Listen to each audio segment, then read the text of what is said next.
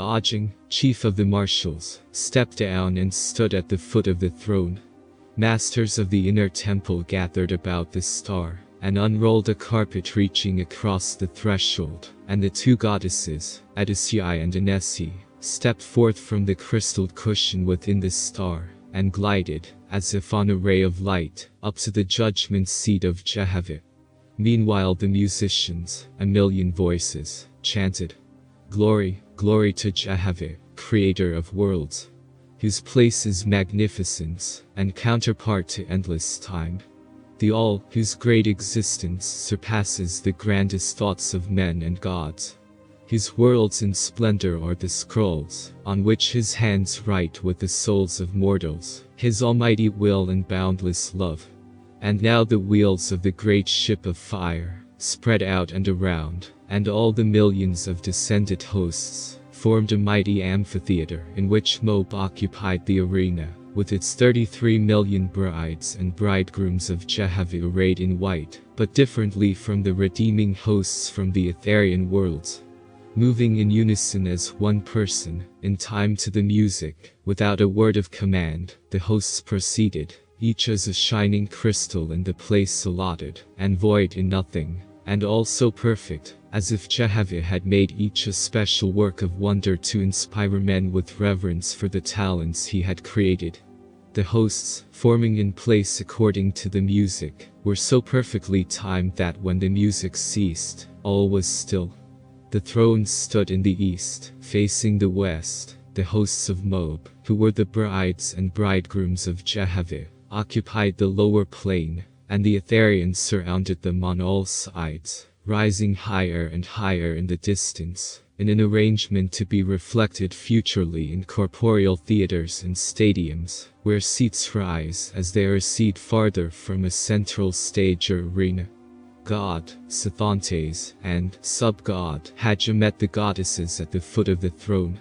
God knew Goddess Onesyi hundreds of years before in other worlds, and he remembered Goddess Onesyi, who had crowned him 200 years ago.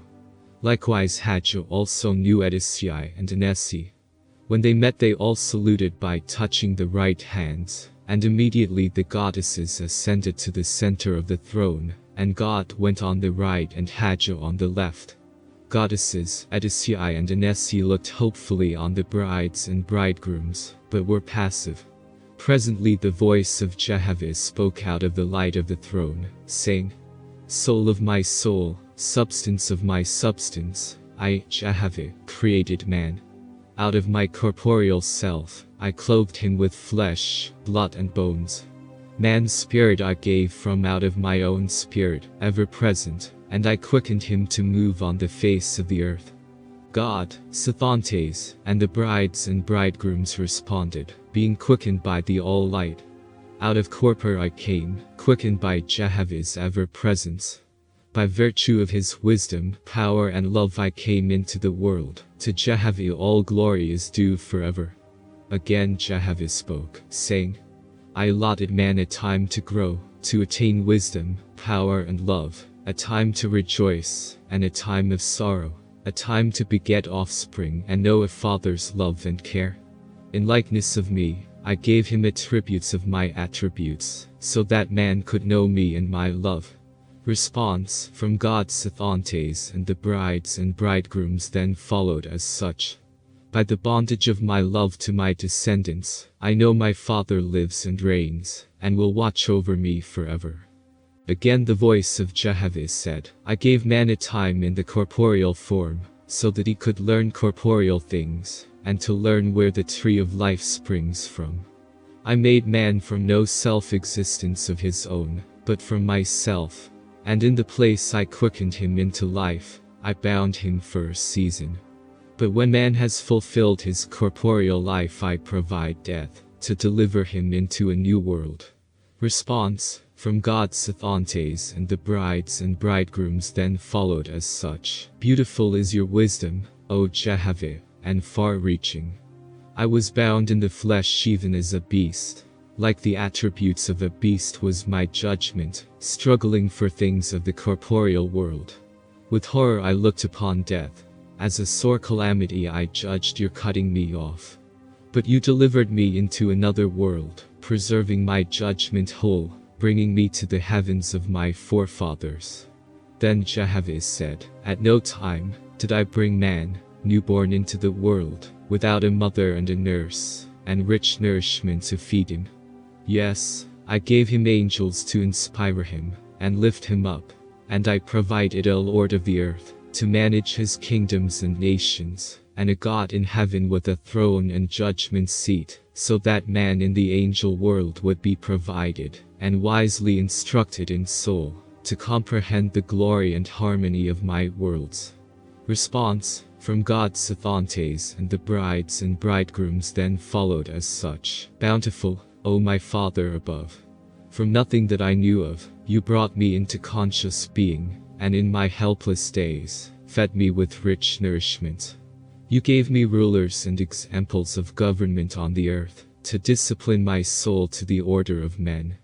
And when I was born in heaven, I found God on his throne, and a well-ordered haven of rest, with willing angels to clothe, feed and teach me the ways of your kingdoms in the firmament. Again Jehovih said, When man has fulfilled his time in the lower heaven, I prepare him by ample teachers for higher resurrection. As brides and bridegrooms my hosts adorn them, and I come in a sea of fire. First man was wedded to the earth, by me solemnized, or made binding, and without man's knowledge. Then to the lower heaven, he was wed, laboring with spirits and mortals. The voice departed, and now, Goddess Onesyi spoke, saying, Behold the brides and bridegrooms of Jehovih. When they were young they were wed first to the earth, and then to the lower heaven, without their wills. Now they stand before the throne of God. In your name, O Jehovih, I command them to speak their wills. Response from the brides and bridegrooms then followed as such. I put away myself for you, O Jehovih. Make me one with you. I put away the earth for your kingdom's sake, O Jehovih. Make me one with you. I put away your Lord and your God, O Jehovih, for sake of you.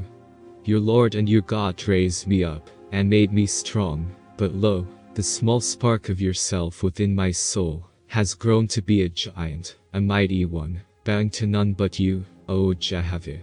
O make me your bride, bridegroom, O Jehovih. Goddess Onesyi said, The lame and the weak shall have a crutch, but the glory of the Father is to see his brides and bridegrooms walk alone. Whoever is wed to Jehovih shall never again, for self's sake, say to any man, woman, Lord, God, person, or thing, help. Response from the brides and bridegrooms then followed as such. God and the Lord were my saviors. Without them I would never have known of your exalted heavens, O Jehovih. Your spirit calls me forever upward. Your Lord and your God taught me to look upward. Yes, they prayed for me. Now I am strong before you, O Jehovih. From now on, I will pray to you only, but never for my own benefit, nor for glory, ease, rest or exultation, but that I may be quick, strong, and wise to do your will forever. Goddess Onesyi said, Brides and bridegrooms of Jehovih, all hail. All hail. Response from the brides and bridegrooms then followed as such.